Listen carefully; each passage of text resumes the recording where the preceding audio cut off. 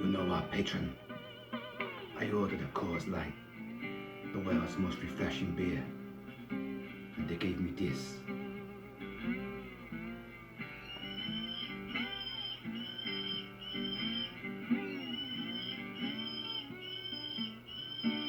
You think that's funny? Well, my friend, hunting season is open.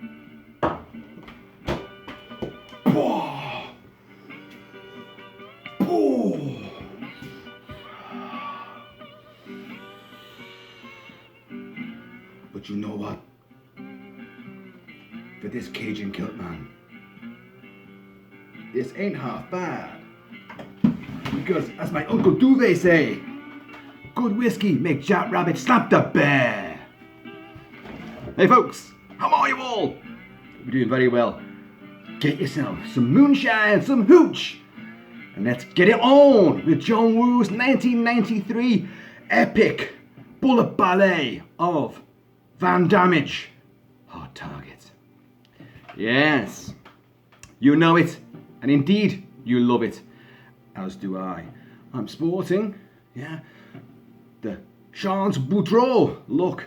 The vest is under here, the nice little work shirt on top of that, because Van Damme plays ex-recon Marine, because just being a Marine isn't good enough for Van Damme.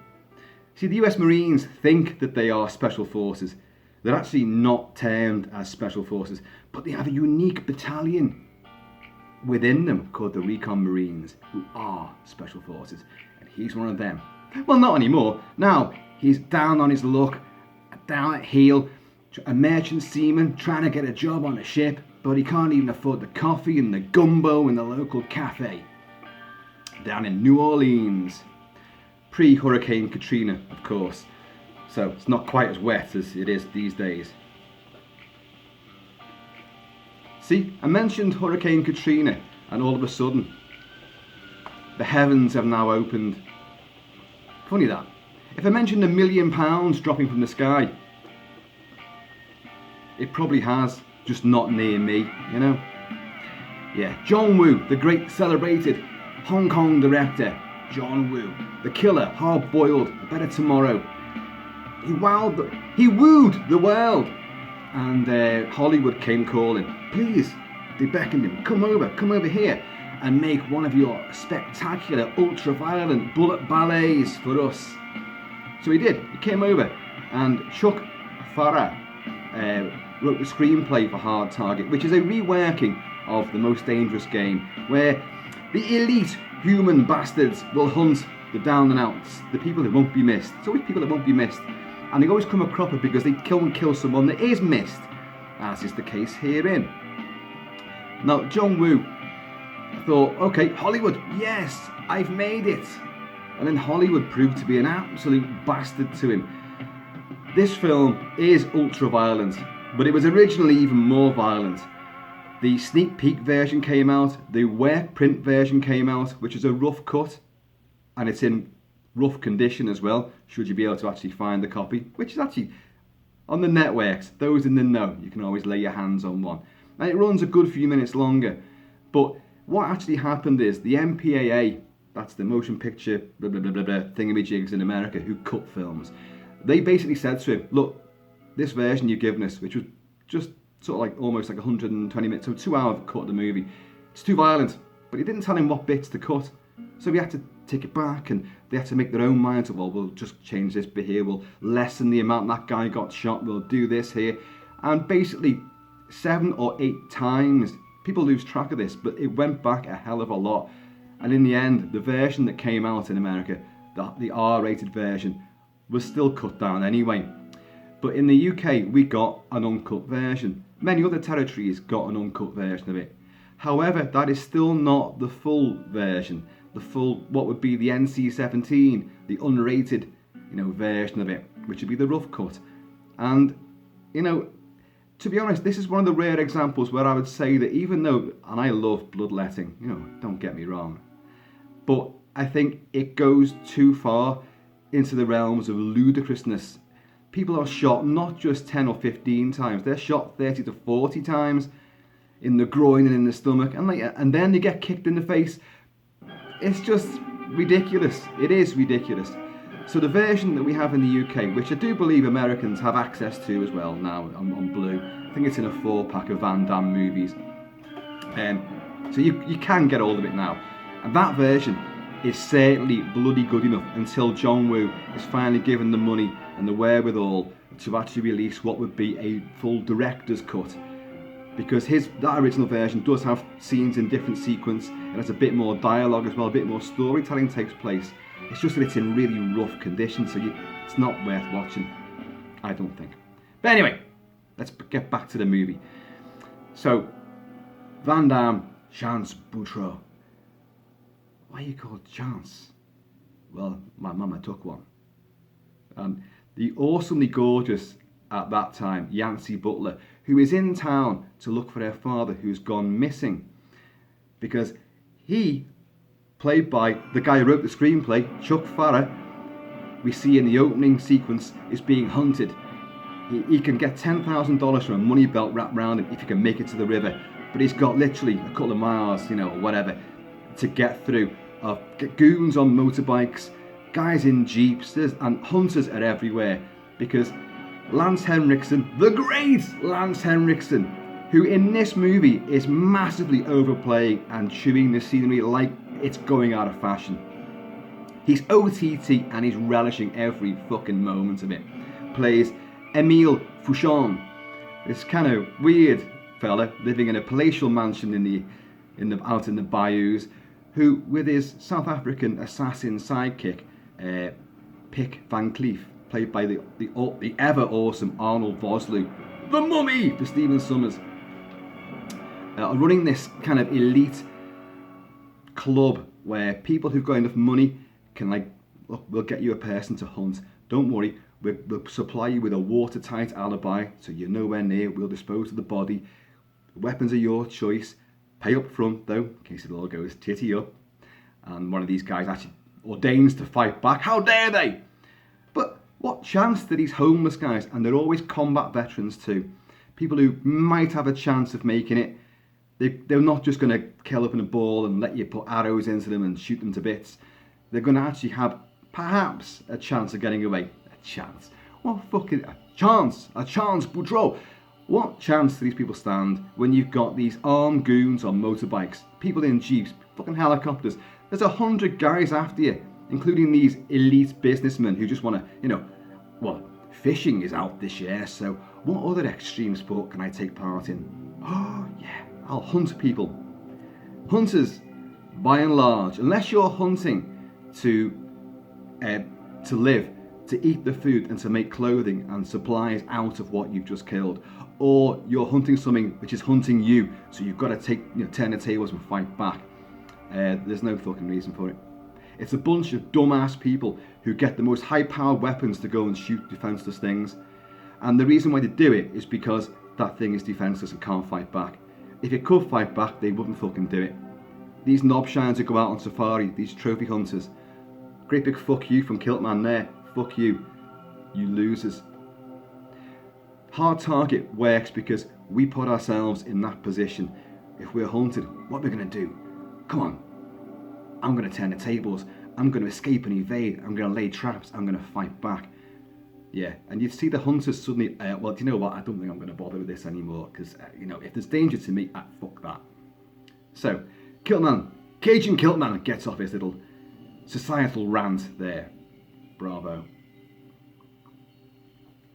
And, but yeah, Chuck Farrer plays Binder, this Vietnam vet who gets hunted down and killed during the opening sequence. His body is then found burnt to a crisp in some, apparently down and out tenement blocks, been set ablaze, and we found his body. But his estranged daughter, Yancy Butler, who I mentioned briefly just before, is in town trying to find him. She hasn't seen him in over 20 years because her parents got separated, but she's formed an attachment to him, got in touch with him and been writing to him, and all of a sudden the letters stop being returned, the letters stop coming back. So she comes down to try and find him. She incurs the wrath of local knobshines because she goes into the eatery that Chance is in there. By chance, he's in there too. Looking for a ship. He can't afford his union dues. He's got no money. He can't get on board because he's a man of virtue as well. He might have some chop-socky skills and be an ex-recon Marine, but he's got morals as well. The last ship out, he discovered that his captain was, well, up to no good, so he breaks his jaw. A previous captain he threw overboard because he was shipping heroin. So this guy's got a moral standing. And he notices that when Yancy Butler, or Natasha, Nat, comes in, she stupidly, foolishly wants change for the phone, and a huge wad of cash comes out. Da-da-da! And the local idiots are like, the rednecks, we're going to get here. So you know what's going to happen next. Out on the street, they put the moves on there to try and rob her, and slo-mo. Big mullet, ringlets down the back. Extensions, folks. Mine are real.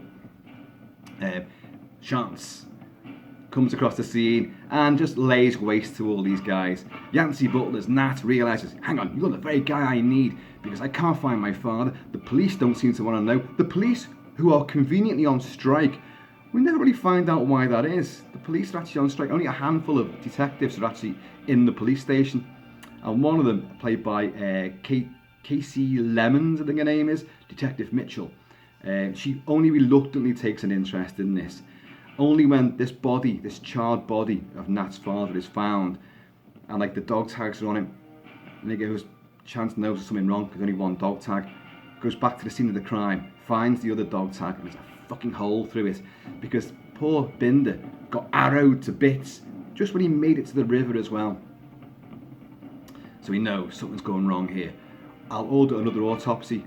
Well, you see now, Emile Foujon, Lance Henriksen and his cohorts have the local police coroner in their back pocket. So he doctors all the autopsy reports, which really kind of makes a mockery of things, because when you think about it, sometimes these bodies are going to be riddled with bullet holes as well as maybe being burnt to a crisp. And some other officers are going to notice this. But hey, in view of just telling the story, look, they've got people on the inside, so their little operation can still work. But enlisted to help find Binder, Nat's father initially, is a guy called Roper, played by, Willie Carter or something like that, who's wonderful. He's a down and out to a veteran, he's got his combat jacket on, and he's found some of the belongings to her father. And in a very touching moment, she finds all their letters, that have all been kept in his suitcase. So we realise, these guys, they've got heart, all these down and outs. They're a community themselves, but they're being preyed on by Foujon and all his clients to be hunted. So they work out who's been arranging this, and there's a guy, this big fat sack of shit, who has the world's worst type. His name's Randall. He gets beaten to a pulp by Foujon and Van Cleef, who cuts his ear off as well, and they insult him. And he's the guy that gets him all the victims, but of course his mistake was that this was a victim that was missed. So now the police are looking into it. His daughter's there, and of course this ex-recon Marine is showing an interest. Actually, thinking about it, Foujon says, he'd be an ideal candidate for a hunt. Before we up sticks and move to Eastern Europe, where life is even cheaper, and we could live in castles and carry on doing this for years and years and years. Why the fuck they didn't go there in the first place is beyond me. The investigation suddenly gathers steam. They realise, Christ, someone's gonna point the finger at us. Especially when poor Roper, the homeless guy that's actually helped them out, then stumbles afoul of Randall and falls onto a little plot. Look, Randall, because this guy, he gives them all flyers to post out and to get a little bit of cash for that. You look like a guy who could do with some more money. Is 10,000, the chance of 10,000, how's that grab you? So he becomes the next victim that we see. Now Roper puts up a bit of a fight. He runs through a graveyard in New Orleans. All those graves are on top of the ground. Fantastic, they look fantastic. And he's getting hunted by this ridiculous elite businessman who loses his bottle. I've wounded him now, I don't really want to do anymore.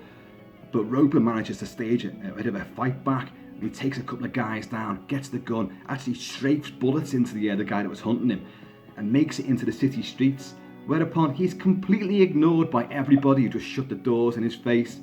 You know, and one idiot goes, "Get a job, man. Get a fucking job. There's guys hunting him down with fucking fully automatic weapons. You know, just get a job, will you?" Sam Raimi's brother, Ted Raimi, is even one of those guys. Look, you know, you're a disgrace. And then in the middle of the street, in front of all these revelers and partygoers, Fouchon and his men just completely annihilate Roper. In the full version, he gets strafed to bits and then manages to get up and get strafed all over again. But it's a bit of overkill, really. It's like looking at Mr. Kinney in RoboCop when the Ed 209 malfunctions and blows him to fucking hell and back. You know, makes him into just giblets. And but if you look in that sequence as well, when he's getting shot to bits, because he hasn't made it to the river, another couple of innocent people get shot alongside him as well. So the next image that you see, and he's in a body bag, and Chance is there, because Chance was his friend, is going to zip him into this body bag, and there's all police cordoned off the street. You know, we give you a watertight alibi, but we'll allow ourselves to be seen going down the streets in these fucking jeeps and people carriers, assault weapons hanging out the windows, fucking motorcyclists everywhere with MP5s. You know, it's not a clandestine operation at all, is it? So anyway, now it's personal. She's lost her father, he's lost his friend. Right, that's it. I'm gonna fucking fight fire with fire. So they go and find Randall, but Randall in the meantime has encountered a shotgun, the business end of a shotgun, being held by Arnold Vosloo, Pick Van Cleef, who blows his brains out just in time for when the detective, who's now taken a really severe interest because the coroner's been killed as well, the coroner that was actually doctoring all the reports, he's dead because they've killed him as well to try and cover up all their tracks, and vamoose. And then one of the great sequences, motorcyclists come down the street, the poor detective gets shot. All of a sudden, Van Damme has to right, that's it. I've got some real super skills here. I can kick motorcyclists off their bikes. I can ride a motorcycle just by standing on it, firing a Beretta at a speeding station wagon, you know, with explosions going off around me, and I'll not lose my balance. With my hair flapping around in the breeze. It's ludicrous. It's Roger Moore Bond antics to the nth degree. It is violence on super steroids, but once at the sort of 55-minute mark begins, you're into the relentless hunting then of Chance Boutreau, who has to go across country with Yancey Butler in tow, go and find his Uncle Duvet, which is played by Wilford Brimley, the late great Wilford Brimley, making his hooch and moonshine, gives his nephew his old shotgun back, sets booby traps around his own place, knowing that Fouchon, and all of a sudden Fouchon has now got a big army of goons who come out of fucking nowhere, you know, and he's got a whole bunch of businessmen who've all obviously paid into this final hunt. But where they come from? You know, Boutreau's gone across country through the swamps and the bayous to find his uncle, and they're there as well. How the fuck? I know there's a sequence where you do see Fouchon going through all the records of his file, basically, of Chance, ex-recon Marine, uncle lives out here. Yeah, I know, but to get all these people at once, and when they get there, Chance and Nat, he said, look, there's some bad people after me. I know, I can smell them. Because bad people smell really, really fucking bad, you know? And so he gets his shotgun, gets his uncle's favourite horse. I'm going to lead them to Mardi Gras graveyard. And then I'll fight them, I'll take them down. You guys just stay safe and find the sheriff. Or do whatever you're going to do. So his uncle sets dynamite all the way around the place, knowing these bad guys are going to get there. And when they do get there, he blows the shit out of everything.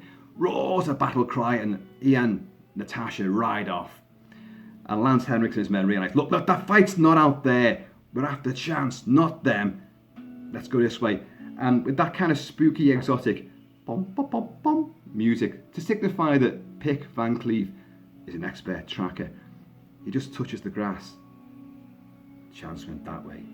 10-15 minutes. 10-15 minutes ago. You guys are getting fucking arrows at you and blown up for the last 5 minutes. You know, and you had 5 minutes of just arriving there. So in other words, Chance just said goodbye to his uncle and his new love of his life. You know, and then it just, none of this timing makes any sense. It just isn't, it's ridiculous, but fun. Because at the end of the day, what does it matter? They've got helicopter support now as well. And Van Cleef says to Fouchon, look, I can take him from the air. So Lance Henriksen goes like, any pinhead can take him from the air. I want to take him from the ground. Do you know how hard it is to take someone from the air? Especially when they're riding a fucking horse through trees. It ain't easy. But just lead him. Lead him to, he must be going here. Lead him to this Mardi Gras fucking graveyard thing and we'll take him there. Which culminates in the awesome big final battle. Yancey Butler and Wilford Brimley don't go to Sheriff, they go back to help Chance. But what do we do now? We put arrows into all those who aren't Chance. We. And they do. But the film is magnificent. It's totally brain dead. The first, I'd say, hour of the two victims being hunted, you're getting, that all works as a good detective thing. They're trying to piece together who's doing this. We know, but it's nice to watch Chance and Nat and the detective try to work out who's linked to who and what's going on there. When it gets to the big battle, and it just becomes relentless set piece after set piece, lots of slow-mo. There's a couple of doves in this, the John Woo staple of doves, a couple of them, but mostly it's pigeons. Which even actually shit on some of the bad guys as well, which is nice. And then the bad guys go and fucking fire a full clip from an MP5 at pigeons. You've got two of the ugliest ass fucking assassins amongst this, who are complete fod monsters. In fact, they look a bit like this, really. Big beards on them and fucking hair down here. And they're really absolute bastards. One of them will stumble onto Nat in this Mardi Gras graveyard full of all these carnival masks and great big, huge ornate heads from the big carnival festivals and all that. It's really spooky and weird. Great setting. And he will stumble onto Nat.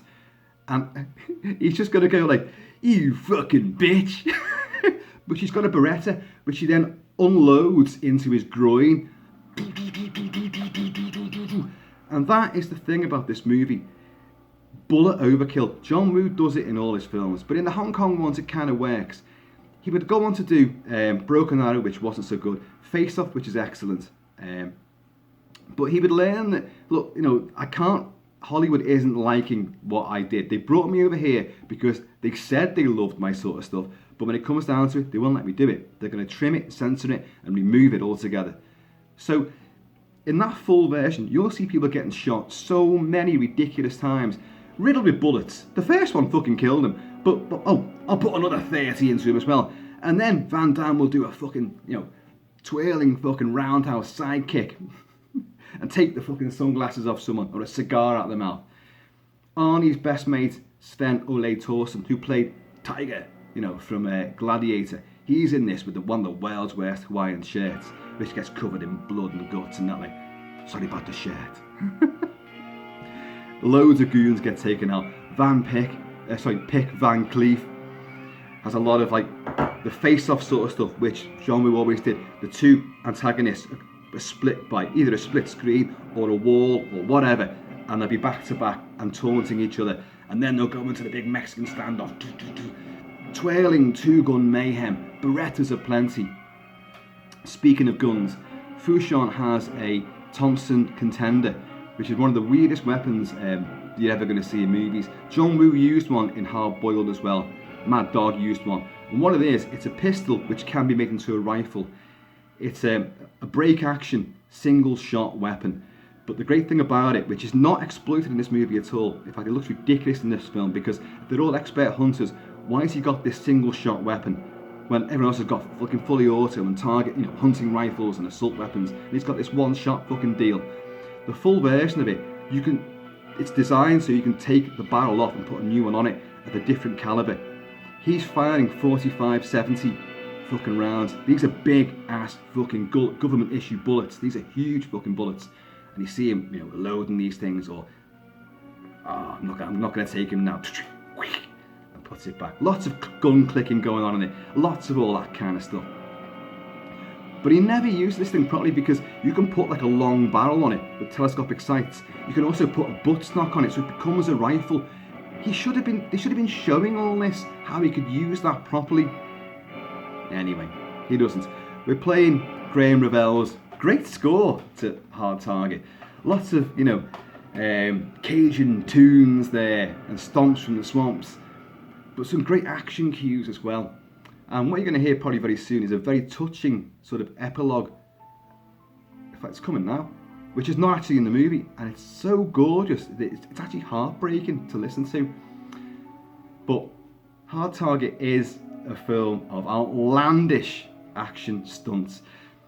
Van Damme's edit of the movie, because he had a hand in editing this film too, he puts in lots more somersaults, slow motion somersaults and stuff, of him leaping through explosions, bouncing around out of, gunfire and stuff. Which looked great, because as he actually said at the time, like, people came to see Van Damme, not Lance Henriksen. And Lance Henriksen gets a hell of a lot of screen time as well. But he is one of the most ridiculous bad guys. They've got this business going. He's rude as fuck to all his clients and customers. He insults them all the time. If they make a mistake, he'll kill them. It's absolutely ludicrous. You've got the scene of the booby trap with the snake. I tried to make reference earlier on about Yancy Butler's eyes. She was gorgeous when she made this movie, but she was picked because her eyes are like fucking huge, like alien flying saucers, welded into her fucking face. And in the great, Nat, do you trust me? Yeah, I trust you. Well, close your eyes then. Why am I going to trust you with my eyes closed? Just do it. And she goes like that. And then he pulls this rattlesnake, which has been coming up behind her, like that across her face. And as it comes past, very phallic of course, a huge snake being draped across her, and their eyes go almost cartoonic, Tex Avery fucking eyes, like da-da-da-da. And then of course, this is the film where Van Damme bites a snake, grabs its head, knocks it out, bites its rattle off, and droops it over one of the branches as a trap. They're on this trail going to Uncle Duvet's place, and Nat says, couldn't we just find a trail? He goes, this is the trail. It's a fucking great, it is quite clearly a fucking wide trail. It's not like you're in Predator in the fucking jungle. There's a great big, you could drive a fucking train along this thing, it's that wide and obvious. But one of these dickheads in tree bark camouflage steps on a little snare, and this snake comes down and bites him on the face. So then gratuitously they blow the snake's head off. The one time that Fouchon actually fucking hits something with his single shot fucking contender. But he is such an idiot as well. Like he loses his rag so often with his men. Move, will you move? And he'll trip them up. He's just told them to move, and then fucking trips the poor guy up like, the fighter's out there. You see him on stage playing the piano, like one of these sort of classical pieces to denote his satanic sort of huge. He's an educated man. He's got money, he's got means, he's got culture. He's a fucking psychopath as well. And in the scene where him and Van Cleef torture Randall, the guy that sets all these holy people up. Randall's a huge sack of shit, like he's a big, just awful. But Lance Henriksen, mimicking what he did to try and get the part of Terminator when he came to his audition, puts his foot against this guy's chest. But quite clearly, Lance Henriksen is stumbling and can't keep his balance. All you gotta do is like that. He's gonna go arse over tit. But it looks ungainly, but he's giving it such fucking blazing intensity that it's so much fun to watch him. His jacket goes on fire at one stage, and he's like, oh, in slow motion, oh, get him, God, just get him, damn, this man is good. And then you see him afterwards, he's caked in, the oil to stop the flames from touching his skin. And then, of course, you've got the fabulous sequence. It's only him left, and he's got an arrow, one of Uncle Duvet's arrows, wedged in the throat of Nat. And Van Damme's there, just now in the vest with his shotgun. He'll hit me, but he'll kill you. He's picked the wrong weapon for the job. He didn't pick it, He's just got a fucking shotgun. But of course, load me. The big confrontation. And the big final fight between the two, the flames going everywhere, and then finally the hand grenade goes down Lance Henriksen's pants, like, and he grabs him. Hunting season is over. Bang! Like that, puts the nut on. Lance Henriksen flies back. They grab Uncle Duvet, who's been shot in the leg, and they manage to get out of there just in time. And Lance Henriksen goes, instead of just chucking the grenade away, he goes, unravels it, he goes, haha. And then a spark leaps across, and he goes, ooh, kaboom! It is just awesome. Awesome stuff. Hard Target, folks, is great, great fun from start to finish. Switch your brain off, you know, it is just dynamic, dumbass stuff of the highest calibre. Folks, I love it. You'll have a great deal of fun with it. So, in the meantime, and indeed the in-between time, please be safe out there. Oh, and by the way, hunting season is over.